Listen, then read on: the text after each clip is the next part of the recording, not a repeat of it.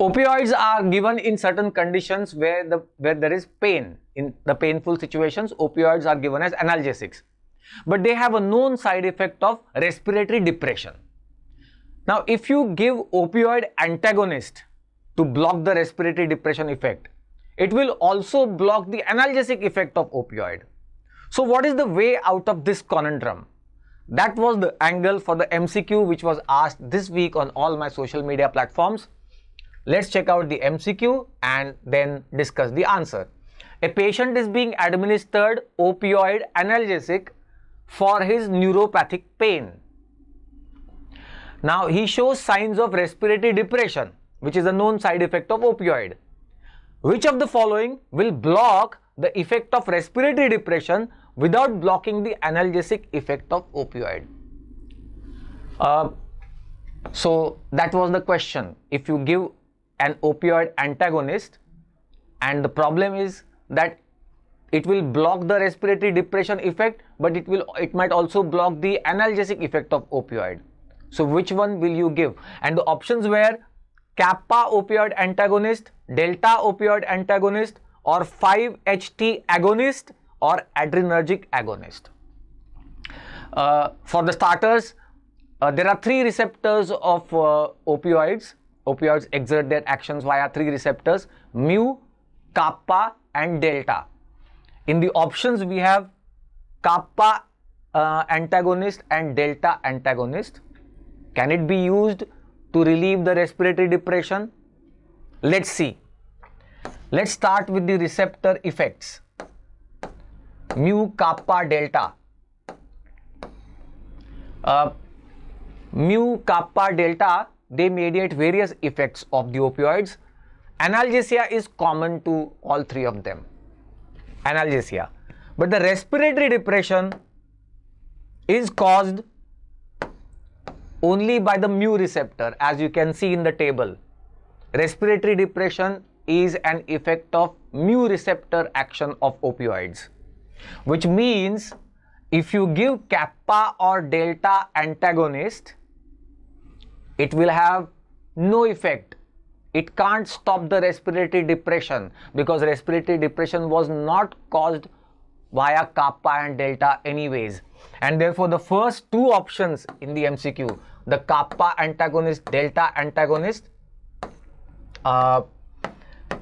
they are anyways out of question.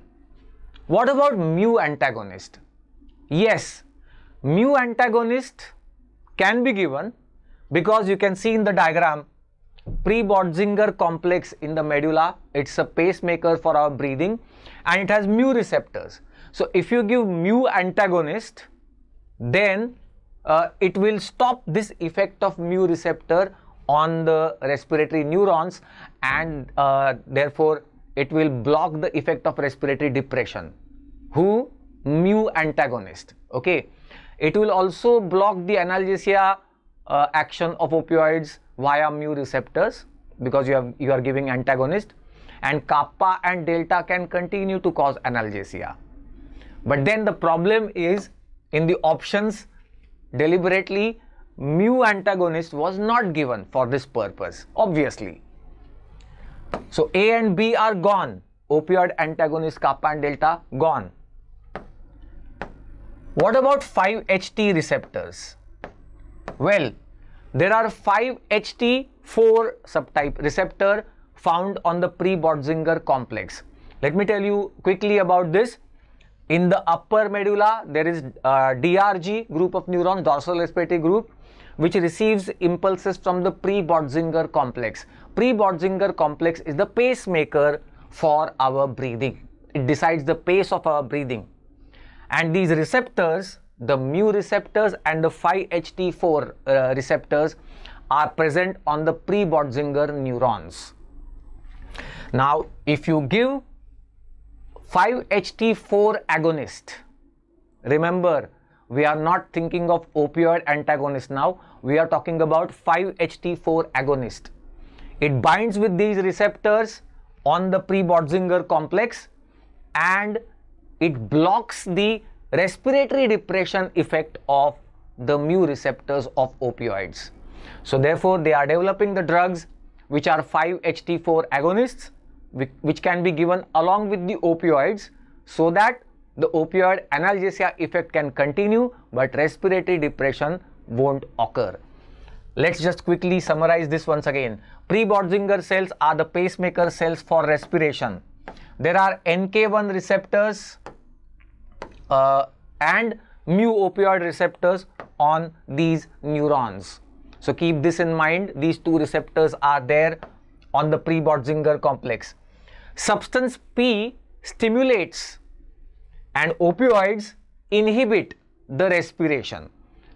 Substance P stimulates the breathing.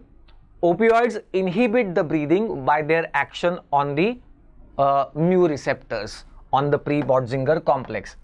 Now 5-HT4 receptors, and there is one more actually, 5-HT7A subtype.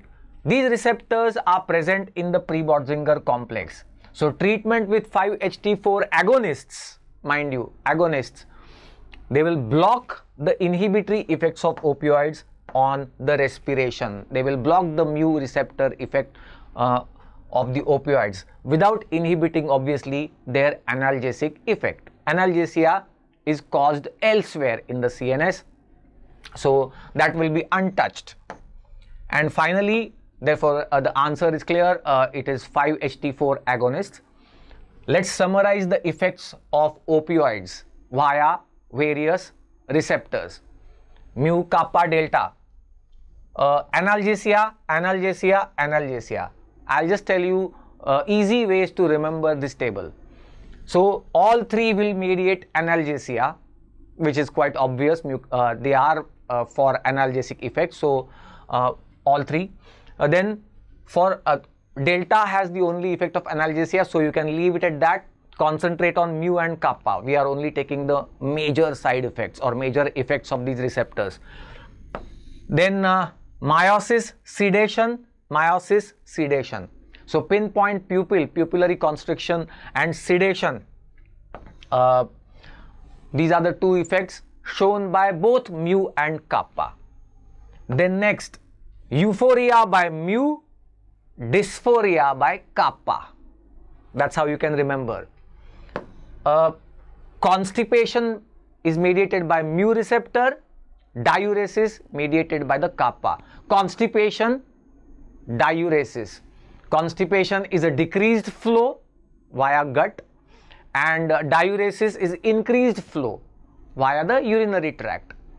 Just for remembering, okay, just for remembering, you can have some correlation. Okay, then respiratory depression, easy to remember. Now it is clear that mu receptor is on the pre-Bodzinger complex, so mu receptor action responsible for respiratory depression. And finally, increased growth hormone and prolactin secretion, which is also caused by the mu receptor action of opioids. So that, in a summary, the opioid action and how you can block the respiratory depression effect.